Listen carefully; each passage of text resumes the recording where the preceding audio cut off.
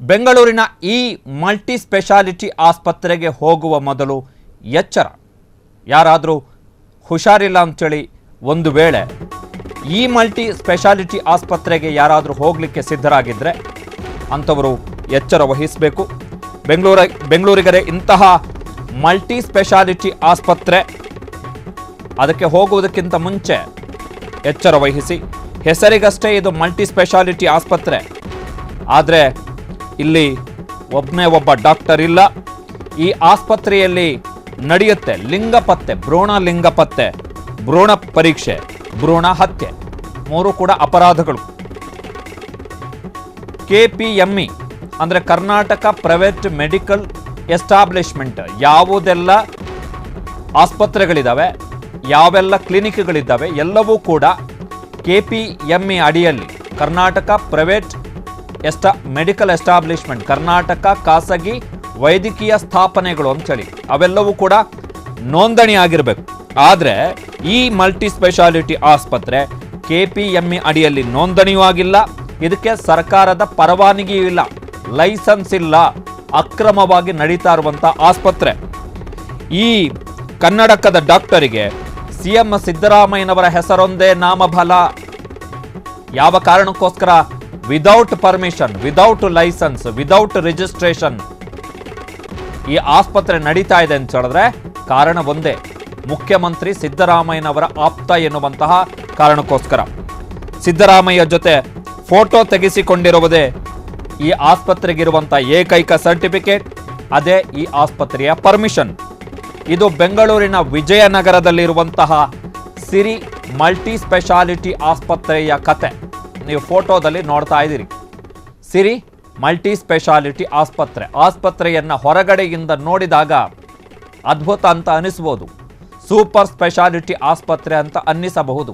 ಆದರೆ ಈ ಆಸ್ಪತ್ರೆಗೆ ಸರ್ಕಾರದ ಲೈಸೆನ್ಸ್ ಇಲ್ಲ, ಸರ್ಕಾರದ ಪರವಾನಗಿ ಇಲ್ಲ, ಸರ್ಕಾರವೇ ರಚಿಸಿರುವಂತಹ ನಿಯಮಗಳು, KPME ಕರ್ನಾಟಕ ಖಾಸಗಿ ವೈದ್ಯಕೀಯ ಸ್ಥಾಪನೆಗಳು ಎಸ್ಟಾಬ್ಲಿಷ್ಮೆಂಟ್, ಅದು ಕ್ಲಿನಿಕ್ ಇರ್ಬೋದು ಅಥವಾ ಆಸ್ಪತ್ರೆಗಳಿರ್ಬೋದು, ಯಾವ ವೈದ್ಯಕೀಯ ಸಂಸ್ಥೆಗಳು ಕೂಡ KPME ಅಡಿಯಲ್ಲಿ ನೋಂದಣಿ ಆಗಿರಬೇಕು. ನೋಂದಣಿ ಆಗಿದ್ದರೆ ಮಾತ್ರ ಆಸ್ಪತ್ರೆ ನಡೀಲಿಕ್ಕೆ ಅವಕಾಶ ಇರುವಂಥದ್ದು, ಇಲ್ಲದೇ ಇದ್ದರೆ ಆ ಆಸ್ಪತ್ರೆ ನಡೀಲಿಕ್ಕೆ ಅವಕಾಶಗಳಿಲ್ಲ.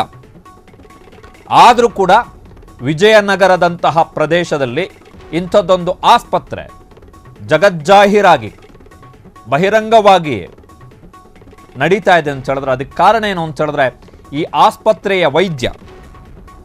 ಆಸ್ಪತ್ರೆಯ ವೈದ್ಯರಿಗೆ ಒಂದು ಫೋಟೋ ಇಟ್ಕೊಂಡಿದ್ದಾರೆ ಅವರು. ಆ ಫೋಟೋ ಯಾರದ್ದು ಅಂತ ಹೇಳಿದ್ರೆ ಮುಖ್ಯಮಂತ್ರಿ ಸಿದ್ದರಾಮಯ್ಯನವರ ಜೊತೆಗೆ ಆ ಡಾಕ್ಟರ್ ತೆಗೆಸಿಕೊಂಡಿರುವಂತಹ ಒಂದು ಫೋಟೋ, ಅದಷ್ಟೇ. ಯಾರಾದರೂ ಬಂದರೆ ನಿಮ್ಮ ಹತ್ರ ದಾಖಲೆ ಎಲ್ಲಿದೆ ಅಂತ ಹೇಳಿ ಕೇಳಿದ್ರೆ ನಿಮ್ಮ ಆಸ್ಪತ್ರೆ ನೋಂದಣಿ ಆಗಿಲ್ಲ, ಅಕ್ರಮವಾಗಿ ನಡೆಸ್ತಾ ಇದ್ದೀರಿ, ಕಾನೂನು ಬಾಹಿರವಾಗಿ ನಡೆಸ್ತಾ ಇದ್ದೀರಿ ಅಂಥೇಳಿ. ಸೊ ಇದು ಫೋಟೋ, ಅದು ಡಾಕ್ಟರ್. ಇದು ಒಂದು ಫೋಟೋ, ಸೆಲ್ಫಿ ಫೋಟೋ ಅಂದರೆ ಬೇರೆಯವರು ತೆಗೆದಿದ್ದ ಫೋಟೋ ಅಲ್ಲ, ಸ್ವತಃ ಡಾಕ್ಟರ್ ಅವರೇ ಮುಖ್ಯಮಂತ್ರಿ ಸಿದ್ದರಾಮಯ್ಯನವರ ಜೊತೆ ತೆಗೆಸಿಕೊಂಡಿರುವಂತಹ ಸೆಲ್ಫಿ. ಈ ಸೆಲ್ಫಿ ಫೋಟೋವನ್ನು ತೋರಿಸ್ತಾರೆ ಡಾಕ್ಟ್ರು. ಯಾರಾದರೂ ಅಧಿಕಾರಿಗಳು ಕೇಳಿದ್ರೆ ಅಥವಾ ಯಾರಾದರೂ ಸಾರ್ವಜನಿಕರು ಪ್ರಶ್ನೆ ಮಾಡಿದ್ರೆ ಈ ಡಾಕ್ಟರ್ ಈ ಫೋಟೋವನ್ನು ತೋರಿಸ್ತಾರೆ. ನಾನು ಯಾರು ಗೊತ್ತಾ? ಕರ್ನಾಟಕದ ಮುಖ್ಯಮಂತ್ರಿ ಸಿದ್ದರಾಮಯ್ಯನವರ ಆಪ್ತ, ಅವರ ಜೊತೆಗೆ ನನಗೆ ಲಿಂಕ್ ಇದೆ ನೋಡಿ, ನಾನು ಅವರ ಜೊತೆಗೆ ಸೆಲ್ಫಿ ತೆಗೆಸ್ಕೊಂಡಿದ್ದೀನಿ, ಅಷ್ಟು ಕ್ಲೋಸ್ನೆಸ್ ಇದೆ ನಮಗೆ ಅಂತೇಳಿ. ಸೊ ಮುಖ್ಯಮಂತ್ರಿಯ ಆಪ್ತ ಎನ್ನುವಂಥ ಏಕೈಕ ಕಾರಣಕ್ಕೋಸ್ಕರ without registration, without permission, without licence ಆಸ್ಪತ್ರೆಯಲ್ಲಿ ಏನೆಲ್ಲ ಮಾಡ್ತಾ ಇದ್ದಾರೆ ಅಂತ ಹೇಳಿದ್ರೆ ಆಸ್ಪತ್ರೆಯೇ ತಪ್ಪು. ಫಸ್ಟ್ ಆಫ್ ಆಲ್ ಕಾನೂನು ಬಾಹಿರ, ಇದ್ರ ಜೊತೆಗೆ ಭ್ರೂಣ ಲಿಂಗ ಪತ್ತೆ, ಗಂಡೋ ಹೆಣ್ಣೋ ಅದು ಕೂಡ ಅಪರಾಧ, ಅಕ್ಷಮ್ಯ ಅಪರಾಧ, ಶಿಕ್ಷೆಗಳಿದೆ ಅದಕ್ಕೆ. ಭ್ರೂಣ ಪರೀಕ್ಷೆ ಶಿಕ್ಷೆಗಳಿದ್ದಾವೆ, ಭ್ರೂಣ ಹತ್ಯೆ ಶಿಕ್ಷೆ ಇದ್ದಾವೆ, ಗಂಭೀರ ಶಿಕ್ಷೆಗಳು. ಆದರೂ ಕೂಡ ಈ ಡಾಕ್ಟರ್ ತಲೆನೇ ಕೆಡಿಸ್ಕೊಳ್ಳಲ್ಲ. ಯಾರು ಏನ್ರಿ ಮಾಡೋಕ್ಕಾಗತ್ತೆ ನನ್ನನ್ನು? ನಾನು ಸಿದ್ದರಾಮಯ್ಯನವರ ಜೊತೆಗೆ, ಮುಖ್ಯಮಂತ್ರಿ ಸಿದ್ದರಾಮಯ್ಯನವರ ಜೊತೆಗೆ ಸೆಲ್ಫಿ ತೆಗೆಸಿಕೊಂಡಿರುವಂಥ ಡಾಕ್ಟರ್ ನಾನು, ಡೈರೆಕ್ಟ್ ಲಿಂಕ್ ಇದೆ ನನಗೆ. ನಾನು ಫೋನ್ ಮಾಡಿದ್ರೆ ನಾನು ಫೋನ್ ಮಾಡಿದ್ರೆ ಸಿದ್ದರಾಮಯ್ಯ ಸರ್ಕಾರದ ಮಂತ್ರಿಗಳು ಕೂಡ ನನಗೆ ಹೆದರಬೇಕು, ಅಷ್ಟು ಪವರ್ಫುಲ್ ಅಂಥೇಳಿ ಈ ಡಾಕ್ಟರ್ ಹೇಳ್ತಾರೆ. ಹೀಗಾಗಿ ಸಿರಿ ಮಲ್ಟಿ ಸ್ಪೆಷಾಲಿಟಿ ಆಸ್ಪತ್ರೆ ಹೆಸರು ತುಂಬ ಚೆನ್ನಾಗಿದೆ, ಸಿರಿ ಅಂಥೇಳಿ. ಆದರೆ ಅಕ್ರಮಗಳ ಸಿರಿ ಇದು, ಅಕ್ರಮಗಳ ಸಿರಿ. ಸಿರಿ ಮಲ್ಟಿ ಸ್ಪೆಷಾಲಿಟಿ ಆಸ್ಪತ್ರೆಯದ್ದು 16 ಅಕ್ರಮಗಳ ಮೇಲೆ ಅಕ್ರಮ ಎಸಗಿದ್ದಾರೆ ಡಾಕ್ಟರ್ ಭರತ್ ಅಂಚೆ. ಆಸ್ಪತ್ರೆ ನಡೆಸುತ್ತಿರುವ ಬಿಲ್ಡಿಂಗ್ನಿಂದ ಹಿಡಿದು ಹೆಸರಿನವರೆಗೂ ಕೂಡ ಅಕ್ರಮ. ಸಿರಿ ಮಲ್ಟಿ ಸ್ಪೆಷಾಲಿಟಿ ಆಸ್ಪತ್ರೆ KPME Karnataka private medicals establishment. ಕರ್ನಾಟಕದಲ್ಲಿ ಯಾವುದೇ ಆಸ್ಪತ್ರೆ ಅಥವಾ ಕ್ಲಿನಿಕ್ಗಳನ್ನು ತೆರೆಯಬೇಕಾದರೆ ಕಡ್ಡಾಯವಾಗಿ ನೋಂದಣಿ ಆಗಬೇಕಾಗಿರುವಂಥ ವ್ಯವಸ್ಥೆ ಅದು. KPME ಅದರ ಅಡಿಯಲ್ಲಿ ನೋಂದಣಿಯಾಗಿಲ್ಲ. ಆಸ್ಪತ್ರೆಯಲ್ಲಿ ಅಲ್ಟ್ರಾಸೌಂಡ್ ಬಳಸಿ ಭ್ರೂಣಲಿಂಗ ಪರೀಕ್ಷೆಯನ್ನು ಮಾಡಲಾಗ್ತಾ ಇದೆ. ಇದು PCP NDT ಕಾಯ್ದೆ ಉಲ್ಲಂಘಿಸಿ ಅಲ್ಟ್ರಾಸೌಂಡ್ ಯಂತ್ರವನ್ನು ಬಳಕೆ ಮಾಡ್ತಾ ಇದ್ದಾರೆ. ಆಸ್ಪತ್ರೆಯವರು ಹೇಳಿಕೊಂಡಿರುವ ಪ್ರಕಾರ 100 ಬೆಡ್ಡುಗಳ ಆಸ್ಪತ್ರೆ, 100 ಬೆಡ್ಡುಗಳ ಆಸ್ಪತ್ರೆ. ಆದರೆ ಈ ಆಸ್ಪತ್ರೆಯಲ್ಲಿರುವಂಥದ್ದು ಕೇವಲ 18 ಬೆಡ್. ಇಡೀ ಆಸ್ಪತ್ರೆಯಲ್ಲಿ ಯಾವುದೇ MBBS ಅಥವಾ MD ಮಾಡಿದಂತಹ ಡಾಕ್ಟರ್ಗಳಿಲ್ಲ. ಅವಸ್ಥೆ ನೋಡಿ. ಒಂದು ವೇಳೆ ಅಪ್ಪಿತಪ್ಪಿ ಈ ಆಸ್ಪತ್ರೆಗೆ ಏನಾದರೂ ಹೋಗ್ಬಿಟ್ರೆ ಜನ ಸ್ವಲ್ಪ ಜೋಪಾನವಾಗಿರ್ಬೇಕಷ್ಟೆ. ಕಾರಣ ಏನು ಅಂತ ಹೇಳಿದ್ರೆ, ಈ ಆಸ್ಪತ್ರೆಯಲ್ಲಿ MBBS MD ಮಾಡಿದಂಥ MMBS MD ಮಾಡಿದಂಥ ವೈದ್ಯರೇ ಇಲ್ಲ. ತುರ್ತು ಚಿಕಿತ್ಸೆ ನೀಡುವಂತಹ ಸಾಮರ್ಥ್ಯ ಇಲ್ಲ. ಆಯುರ್ವೇದಿಕ್ ವೈದ್ಯರನ್ನು ಇಟ್ಕೊಂಡು ಈ ಆಸ್ಪತ್ರೆಯನ್ನು ನಡೆಸ್ತಾ ಇದ್ದಾರೆ ಡಾಕ್ಟರ್. ಆಯುರ್ವೇದಿಕ್ ವೈದ್ಯರನ್ನು ಇಟ್ಕೊಂಡು ಈ ಆಸ್ಪತ್ರೆಯನ್ನು ನಡೆಸ್ತಾ ಇರುವಂಥದ್ದು ಡಾಕ್ಟರ್ ಭರತ್ ಅಂಚೆ. ಆಸ್ಪತ್ರೆಯಲ್ಲಿ ಲ್ಯಾಬ್ನಲ್ಲಿ ತರಬೇತಿ ಮತ್ತು ಸರ್ಟಿಫಿಕೇಟ್ ಪಡೆದಂತಹ ತಜ್ಞರು ಇಲ್ಲ. ಮೆಷಿನ್ ಇದೆ, ಲ್ಯಾಬ್ ಮೆಷಿನ್ ಅಂತೇಳಿ ತೋರಿಸಿದ್ದಾರೆ. ಆದರೆ ಅದಕ್ಕೆ ಬೇಕಾದಂತಹ ತಜ್ಞರಿದಾರಲ್ಲ, ಲ್ಯಾಬ್ ಟೆಕ್ನಿಷಿಯನ್ಸ್, ಅವರು ತಜ್ಞರಿಲ್ಲ. ಆ ಆಸ್ಪತ್ರೆ ಅವಸ್ಥೆ ನೋಡಿ. ಆಸ್ಪತ್ರೆಯೇ ಹೀಗೆ. ಅನಧಿಕೃತವಾಗಿ ಎಕ್ಸ್ರೇ ಮೆಷಿನ್ ಬಳಸ್ತಾ ಇದ್ದಾರೆ. ಆಸ್ಪತ್ರೆಯಲ್ಲೇ ಎಣ್ಣೆ ಹೊಡಿತಾರೆ, ಆಸ್ಪತ್ರೆಯಲ್ಲೇ ಪಾರ್ಟಿ ಮಾಡ್ತಾರೆ. ಕುರುಬರಹಳ್ಳಿಯಲ್ಲಿ ಈ ಆಸ್ಪತ್ರೆಯನ್ನು ನಡೆಸ್ತಾ ಇದ್ರು ಡಾಕ್ಟರ್. ನೋಡಿ ಅಲ್ಲಿ ಆ ಆಸ್ಪತ್ರೆಯ ಫುಟೇಜ್ ನೀವು ನೋಡಿದ್ರೆ ಗೊತ್ತಾಗುತ್ತೆ ನಿಮಗೆ. ಕುರುಬರಹಳ್ಳಿಯಲ್ಲಿ ಈ ಆಸ್ಪತ್ರೆಯನ್ನು ನಡೆಸ್ತಾ ಇದ್ರು ಡಾಕ್ಟರ್ ಭರತ್ ಅಂಚೆ. ಅಲ್ಲಿ ದೂರುಗಳು ಕೇಳಿ ಬಂದ ಬಳಿಕ, ಅಕ್ರಮ ಅಂತೇಳಿ ಗೊತ್ತಾದ ಬಳಿಕ BBMP ಅವರು ಬಂದು ರೇಡ್ ಮಾಡಿ ಆ ಆಸ್ಪತ್ರೆಯನ್ನು ಕುರುಬರಹಳ್ಳಿಯಲ್ಲಿ ಏನಿತ್ತು ಅದನ್ನು ಮುಚ್ಚಿಸ್ತಾರೆ.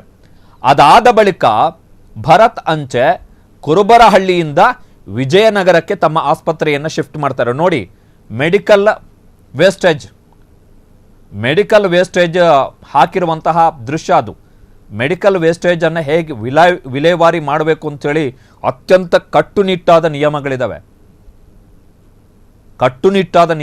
ಮೆಡಿಕಲ್ ವೇಸ್ಟೇಜನ್ನು ವಿಲೇವಾರಿ ಮಾಡಲಿಕ್ಕೆ ಅವುಗಳನ್ನು ಮೇಂಟೈನ್, ಈ ಥರನೇ ವೇಸ್ಟೇಜನ್ನು ವಿಲೇವಾರಿ ಮಾಡಬೇಕು ಅಂತೇಳಿ ನಿಯಮಗಳಿದ್ದಾವೆ. ಅದನ್ನು ಪಾಲನೆ ಮಾಡ್ತಾ ಇಲ್ಲ. ಬೇರೆ ಆಸ್ಪತ್ರೆ ಬಾಡಿಗೆಗೆ ಪಡೆದು ಹೆಸರು ಬದಲಿಸಿ ಸಿರಿ ಆಸ್ಪತ್ರೆ ಅಂತೇಳಿ ಈ ಡಾಕ್ಟರ್ ರನ್ ಮಾಡ್ತಾ ಇದ್ದಾರೆ. ಬಿಲ್ಡಿಂಗ್ ಕೂಡ ಅಗ್ರಿಮೆಂಟ್ ಮಾಡಿಕೊಳ್ಳದೆ ಮಾಲೀಕನಿಗೂ ಕೂಡ ವಂಚನೆ ಮಾಡಿದ್ದಾರೆ ಎನ್ನುವಂಥದ್ದು ದೂರು. ಈ ಆಸ್ಪತ್ರೆಯ ಬಿಲ್ಡಿಂಗ್ ಏನಿದೆ, ಆ ಆಸ್ಪತ್ರೆಯ ಬಿಲ್ಡಿಂಗ್ನ ಮಾಲೀಕನಿಗೂ ಕೂಡ ಇವರು ವಂಚನೆ ಮಾಡಿದ್ದಾರೆ. ಡಾಕ್ಟರ್ FIR ಆಗಿದೆ, ಡಾಕ್ಟರ್ ವಿರುದ್ಧ ದೂರು ಕೊಟ್ಟಿದ್ದಾರೆ. ಡಾಕ್ಟರ್ ಭರತ್ ಅಂಚೆ ವಿರುದ್ಧ ಈಗ ವಿಜಯನಗರದಲ್ಲಿ ಏನು ಆಸ್ಪತ್ರೆ ನಡೀತಾ ಇದೆ ಅದರ ಕಟ್ಟಡದ ಮಾಲೀಕರು ದೂರನ್ನು ಕೊಟ್ಟಿದ್ದಾರೆ. ಆದರೂ ಕೂಡ 1.5 ವರ್ಷದಿಂದ ನಡೀತಾ ಇದೆ ಆಸ್ಪತ್ರೆ. ವಿಚಿತ್ರ ಕಾಕತಾಳೀಯ ಏನು ಅಂತ ಹೇಳಿದ್ರೆ, ಸಿದ್ದರಾಮಯ್ಯನವರ ಮನೆ ಕೂಡ ವಿಜಯನಗರದಲ್ಲೇ ಬರುವಂಥದ್ದು. ಮುಖ್ಯಮಂತ್ರಿ ಸಿದ್ದರಾಮಯ್ಯನವರ ಅವರ ಮನೆ ಕೂಡ ವಿಜಯನಗರದಲ್ಲೇ ಬರುವಂಥದ್ದು. ಈಗ ಈ 1.5 ವರ್ಷದಿಂದ ಸಿರಿ ಮಲ್ಟಿ ಸ್ಪೆಷಾಲಿಟಿ ಆಸ್ಪತ್ರೆ ಏನು ಅಕ್ರಮವಾಗಿ ನಡೀತಾ ಇದೆ ಅದು ಕೂಡ ವಿಜಯನಗರದಲ್ಲೇ ಇರುವಂಥದ್ದು. ಡಾಕ್ಟರ್ ಭರತ್ ಅಂಚೆಯ ಎಲ್ಲ ಅಕ್ರಮಗಳಿಗೂ CM ಸಿದ್ದರಾಮಯ್ಯನವರ ಹೆಸರನ್ನ ಬಳಕೆ ಮಾಡಿದ್ದಾರೆ. ಸೆಲ್ಫಿ ತೆಗೆದುಕೊಂಡಿದ್ದಾರಲ್ಲ, ಅದನ್ನೇ ತೋರಿಸೋದು. ನಾನು CM ಸಿದ್ದರಾಮಯ್ಯನವರ ಆಪ್ತ ಅಂತೇಳಿ ಡಾಕ್ಟರ್ ಭರತ್ ಅಂಚೆ ಬಿಲ್ಡಪ್. ಯಾರಾದ್ರೂ ಪ್ರಶ್ನಿಸಲು ಹೋದ್ರೆ ಸಿದ್ದರಾಮಯ್ಯ ಹೆಸರನ್ನ ಹೇಳ್ಕೊಂಡು ಬೆದರಿಕೆಯನ್ನು ಕೂಡ ಹಾಕ್ತಾರಂತೆ ಈ ಡಾಕ್ಟರ್ ಭರತ್ ಅಂಚೆ. ಏನ್ರಿ ಏನು ನಮ್ಮ ಹತ್ರ ಯಾಕ್ರಿ ಕೇಳ್ತೀರಾ ಅಂತೇಳಿ ನೋಡಿ. ವಿಚಿತ್ರ ಏನು ಅಂತ ಹೇಳಿದ್ರೆ, ಈ ಡಾಕ್ಟರ್ ಭರತ್ ಅಂಚೆ ಚಿಕ್ಕಮಗಳೂರು ಜಿಲ್ಲೆಯ ತರೀಕೆರೆ ವಿಧಾನಸಭಾ ಕ್ಷೇತ್ರದಿಂದ ಟಿಕೆಟ್ ಅನ್ನು ಕೂಡ ಬಯಸಿದ್ರು ಕಾಂಗ್ರೆಸ್ನಿಂದ. ಸೊ ತುಂಬಾ ಕ್ಲೋಸ್ ಲಿಂಕ್ ಇದೆ ಪಾರ್ಟಿ ಆಡಳಿತದಲ್ಲಿರುವಂತಹ ಪಕ್ಷದ ಜೊತೆಗೆ ಈ ವೈದ್ಯರಿಗೆ ಸಾಕಷ್ಟು ಲಿಂಕ್ ಇದೆ. ಸೊ ಆ ಪೊಗರು ಏನು ಮಾಡೋಕ್ಕಾಗಲ್ಲ ಅಂಥೇಳಿ ಎಲೆಕ್ಷನ್ ನೋಡಿ ಈ ರೀತಿ ಅಕ್ರಮ ಮಾಡಿ, ಹಾಸ್ಪಿಟಲ್ ಅಕ್ರಮ, 100 ಬೆಡ್ ಅಂತ ತೋರಿಸಿ ಕೇವಲ 18 ಬೆಡ್ಡು, ಲ್ಯಾಬ್ ಟೆಕ್ನಿಷಿಯನ್ಸ್ ಇಲ್ಲ, ಪರಿಣಿತರು, ಡಾಕ್ಟರ್ ಸರಿಯಾದಂಥವರಿಲ್ಲ, ಆದರೂ ಪೇಷಂಟ್ ಬರ್ತಾರೆ ಅಂತ ಗೊತ್ತು. ಕಾರಣ ಅನಿವಾರ್ಯ ಪೇಷಂಟ್ಸ್ಗಳಿಗೆ ಆಸ್ಪತ್ರೆಯ ಒಳಗಡೆ ಹೋದ್ಮೇಲೆ ಅಲ್ವಾ ಗೊತ್ತಾಗೋದು ಆಸ್ಪತ್ರೆಯ ಹಣೆಬರ ಏನಿರುತ್ತೆ ಅಂತೇಳಿ. ಆ ಮೆಡಿಕಲ್ ವೇಸ್ಟೇಜನ್ನು ಮೇಂಟೈನ್ ಮಾಡಿರುವಂಥದ್ದೆಲ್ಲ ನೋಡ್ಬಿಟ್ರೆ ಏನು ಆಸ್ಪತ್ರೆ ನಡೆಸ್ತಾರೆ ಈ ಡಾಕ್ಟರ್, ಅದು ಕೂಡ ವಿದೌಟ್ ಪರ್ಮಿಷನ್. MMBS MD ಮಾಡಿದಂಥ ಡಾಕ್ಟ್ರೇ ಇಲ್ಲ, ಆದರೂ ಮಲ್ಟಿ ಸ್ಪೆಷಾಲಿಟಿ ಆಸ್ಪತ್ರೆ ಅಂತೇಳಿ ಬೋರ್ಡ್ ಹಾಕೊಂಡು ಜನ ಬರ್ತಾರೆ ಅರ್ಜೆಂಟಿಗೆ, ಹೋಗೋಣ ಟ್ರೀಟ್ಮೆಂಟ್ ತಗೊಳ್ಳೋಣ ಅಂಥೇಳಿ. ಅಂಥ ಜನರನ್ನು ಬಿಗ್ ಕ್ರೈಮ್, ಇದು ಬಿಗ್ ಕ್ರೈಮ್, ದೊಡ್ಡ ಅಪರಾಧ. ಇಷ್ಟೊತ್ತಿಗೆ ಆರೋಗ್ಯ ಇಲಾಖೆ ಕ್ರಮ ಕೈಗೊಳ್ಳಬೇಕಿತ್ತು. ಸೊ ಆದರೆ ರಾಜಕೀಯ ಪ್ರಭಾವ, ಯಾಕಂದರೆ ಸೆಲ್ಫಿ ತಗೊಂಡಿದ್ದಾರಲ್ಲ, ರಾಜಕೀಯ ಪ್ರಭಾವ ಜೊತೆಗೆ ಕಾಂಗ್ರೆಸ್ನಿಂದ ಟಿಕೆಟ್ ಅನ್ನು ಕೂಡ ಬಯಸಿದ್ದಾರೆ ಅವರು. ಬಹುಶಃ ಮುಂದಿನ ವಿಧಾನಸಭಾ ಚುನಾವಣೆಯಲ್ಲೂ ಕೂಡ ಪ್ರಯತ್ನ ಪಡ್ತಾರೆ ಕಾಂಗ್ರೆಸ್ನಿಂದ ಟಿಕೆಟ್ ಪಡೆಯಲಿಕ್ಕೆ. ದುಡ್ಡೆಲ್ಲಿಂದ ಅಂತ ಹೇಳಿದ್ರೆ ಈ ಥರನೇ ಅಕ್ರಮ ಮಾಡೋದು, ಅಕ್ರಮ ಆಸ್ಪತ್ರೆ ನಡೆಸೋದು, ದುಡ್ಡು ತಗೊಂಡೋಗಿ ಎಲೆಕ್ಷನ್ಗೆ ಹಾಕೋದು, ಎಲೆಕ್ಷನಲ್ಲಿ ಗೆದ್ದು ಬರೋದು, ಆಮೇಲೆ ಜನ ಯಾರು ಕೇಳೋಕ್ಕಾಗಲ್ಲ ಅಂಥೇಳಿ ಗೊತ್ತು ಅವರಿಗೆ, ಒಂದು ಲೆಕ್ಕಾಚಾರ ಇದೆ. ಸೊ ಒಂದು ರಿಯಾಕ್ಷನ್ ಇದೆ, ನೋಡೋಣ.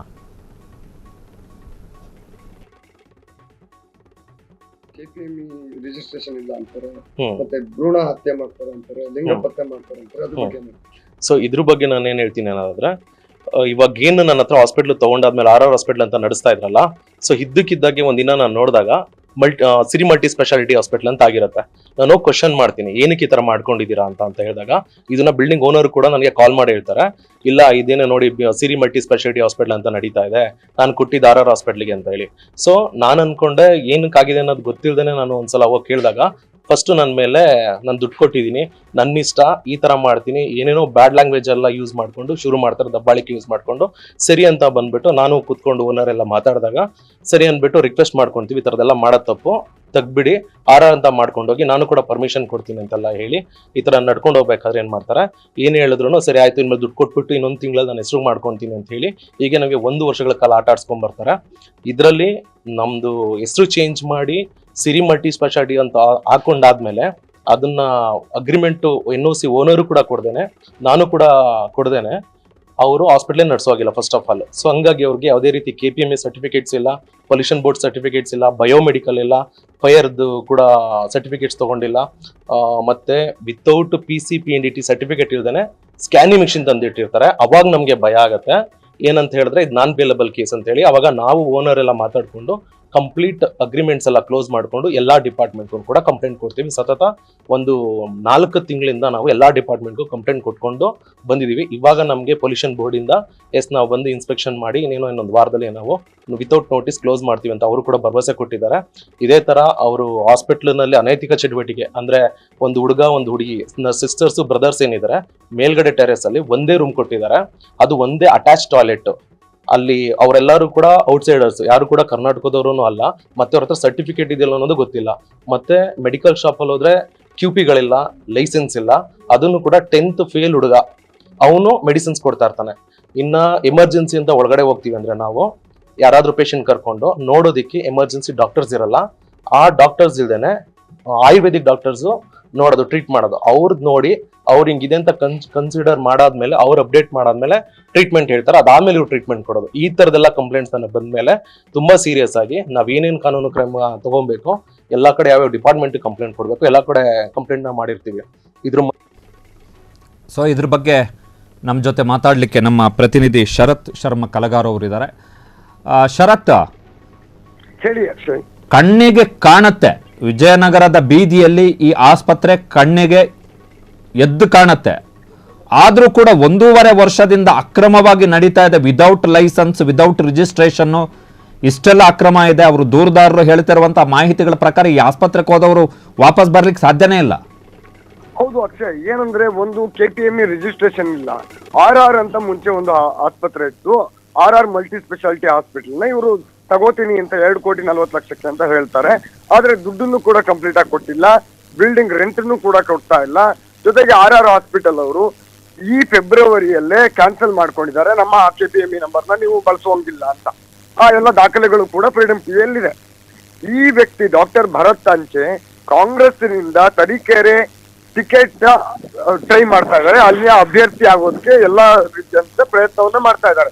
ಸೊ ಇವರಿಗೆ ಮೇಲ್ನೋಟಕ್ಕೆ ಕಂಡು ಬರುವಂತೆ ಕಾಂಗ್ರೆಸ್ಸಿನಲ್ಲಿ ಇವರಿಗೆ ಒಂದಿಷ್ಟು ಹೋಲ್ಡ್ ಇದೆ, ಕಾಂಗ್ರೆಸ್ಸಿನ ಒಂದಿಷ್ಟು ಪ್ರಭಾವ ಇವರಿಗಿದೆ, ಇವರ ಮೇಲೆ, ಅಂದ್ರೆ ರೂಲಿಂಗ್ ಗೌರ್ಮೆಂಟ್.